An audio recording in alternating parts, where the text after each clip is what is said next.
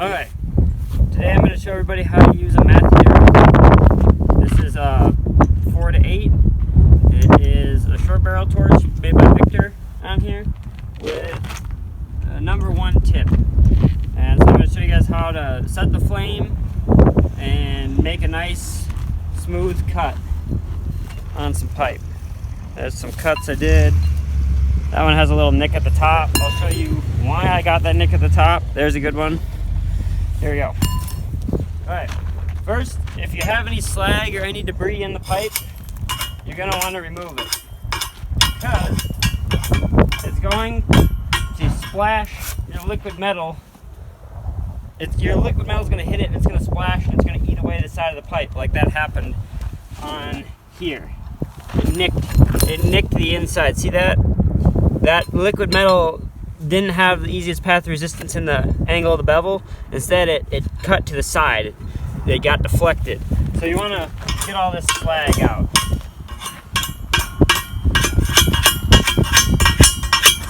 A claw hammer works pretty good for this. This, you'll do this a lot. If I wasn't trying to save this pipe, I'd just come back here and cut it. But I'm trying to get as many coupons as I can out of this piece of pipe.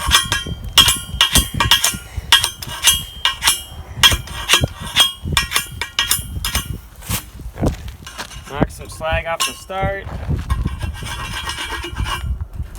That we should be able to melt off.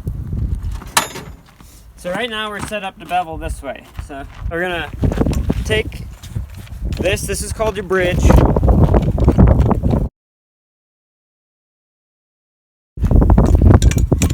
This is a number 1 tip. We're gonna tighten it down. Down like so. If you're wondering why I have duct tape on my pants, there's holes and I don't want sparks going into them. Here you have the bevel angle. So we're at a 30-degree bevel, which is pretty good for what we're doing. I'm gonna tighten that down. Notice I'm just using hand tightening. If you get a little crescent wrench or a pair of pliers on these, if you start doing that, this beveler is like very, very new. If you start doing that, it'll make it so you always have to use a pair of pliers or vice grips, which gets a little annoying. So try to only finger tighten these, until they get really worn out, then start using a pair of pliers. Now we're gonna come over here, and you have what's called your journeyman spring on this beveler. The bigger bevelers over 2 to 4 size have a journeyman spring, which is a chain. That goes around the pipe, and inside that black tube right here, this black tube has a spring in it, and that clamp tightens the beveler. So we're going to come off the edge of the pipe here. So now we're going to plug in our oxygen and acetylene, which I have KOKE Quick Connects, which I don't know how you say it, Quick Connects. Everybody in the oil field or gas industry has these on there with these quick disconnects. The reason why is because you have a short barrel torch, a long barrel torch, which I'll show you, and a regular cutting torch. And you have to swap in between all these, and we don't want to spend time with our wrenches. And then when we roll them up on our reels, we don't want to have a torch stuck on there or have to take the torch off every time. So this is my long barrel torch, much longer than the short barrel torch. These are made by Victor.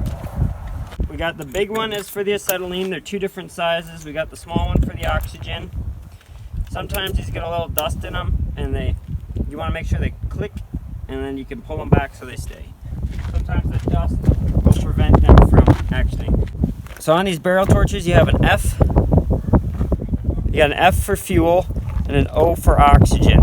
So you're going to turn your fuel on. And normally when you set a torch, you go until the soot disappears, but you can't really see when it's windy.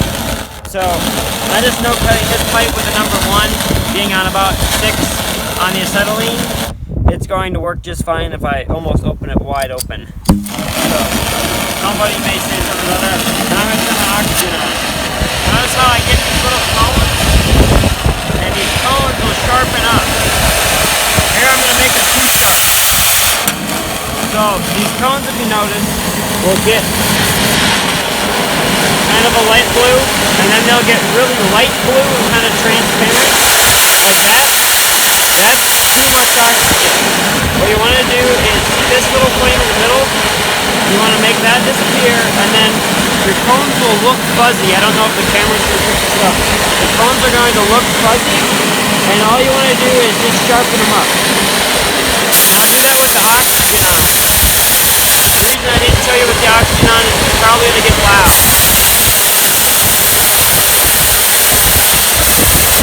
Now your torch is set.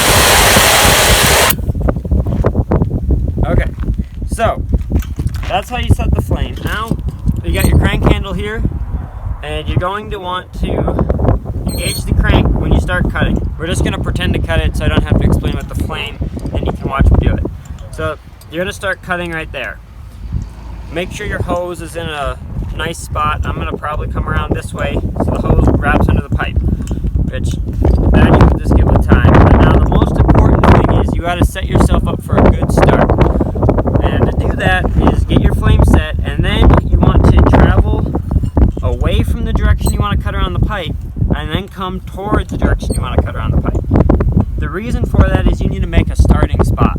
Otherwise, you're going to get that little kerf cut out like I showed you every time, and whoever's welding it's going to have to deal with that one little spot.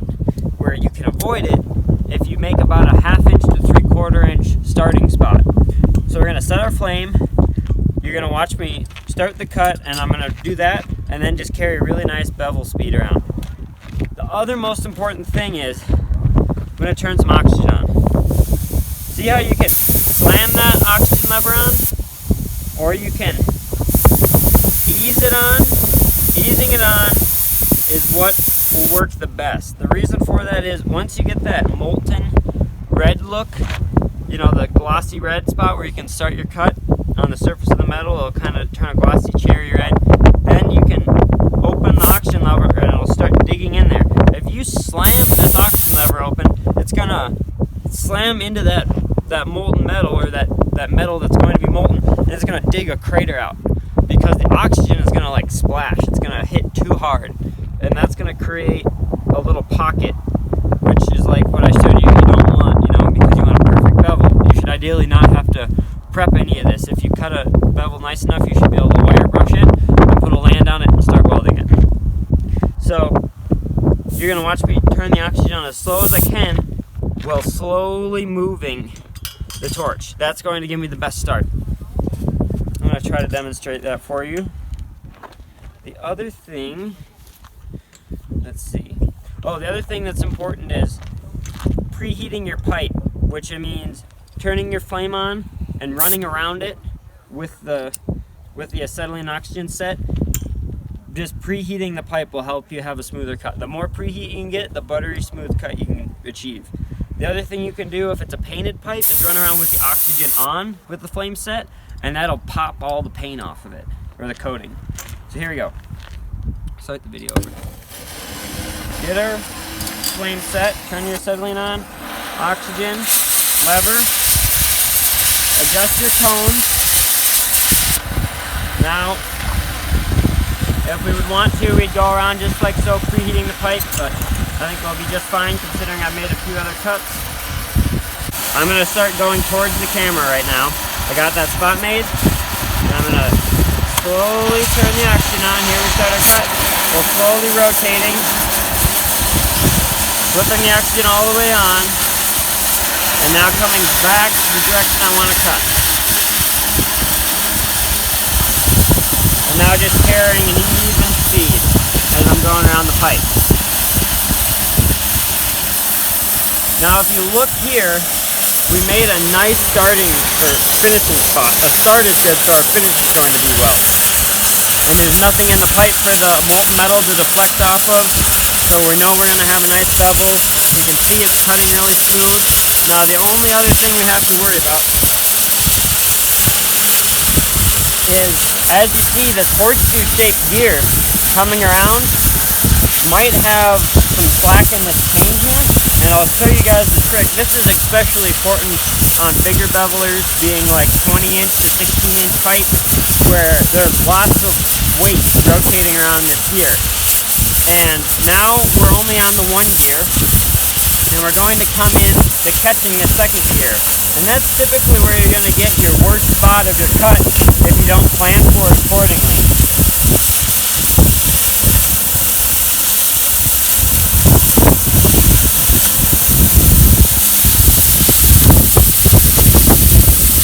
Alright, so watch, we're going to just drop off right here. So what I'm going to do is just squeeze the chain to add tension to it.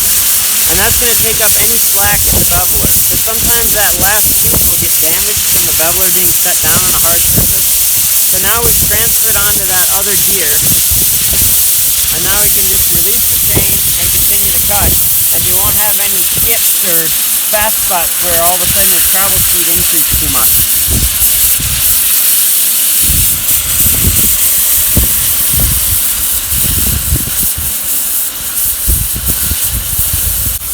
So now just sort your hoses as you come into the end. Make sure that the piece isn't going to bounce or drop into them because it will pop a hole in there. And whoever's torches you're using won't be happy. And then if you do it to your own, you probably won't be very happy. So we're coming into the end of the cut. I'm going to turn the fuel off first.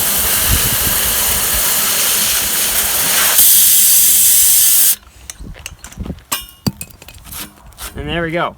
That's just a little internal slag. It'll clean up really nice once we put a land on there. So that's how to use a beveler with a short barrel torch. Same deal with a long barrel torch. Jake Schofield taught me how to do this when I was his helper. So check out Jake Schofield's channel and be blessed, guys.